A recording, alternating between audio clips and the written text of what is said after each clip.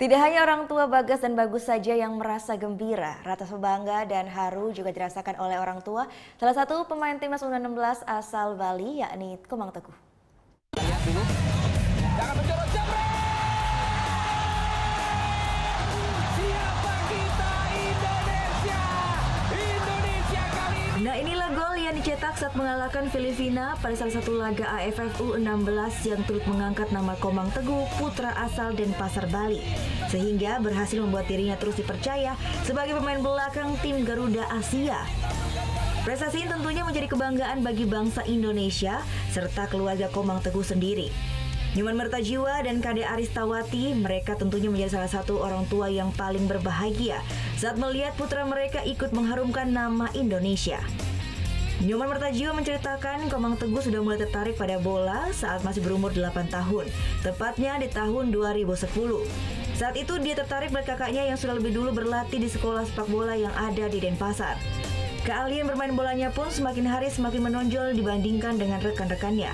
Tak heran bila dia kemudian mulai dilirik oleh sejumlah klub bola dan selalu menjadi salah satu pemain andalan. Hingga akhirnya pada tahun 2016, ia pun berhasil lolos seleksi timnas pelajar. Pada tahun 2017, dia akhirnya berhasil dipilih oleh pelatih Fahri Husaini untuk mengikuti TC Timnas U16.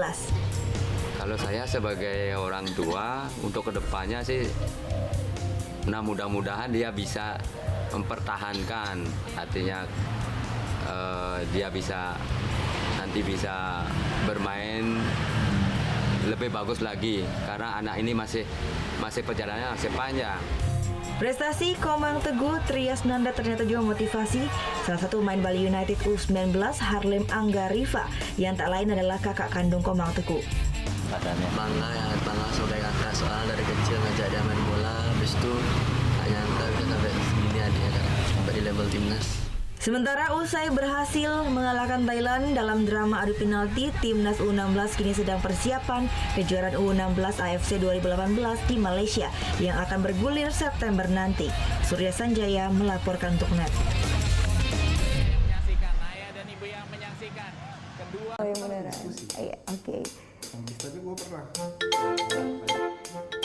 Nah, udah kan untuk beritanya? Jangan lupa di-subscribe, di-like, dan juga di-komen ya akun YouTube dari Net Bali. Terima kasih udah subscribe. Yang belum, jangan sampai lupa. Di sebelah sini nih. Notif subscribe.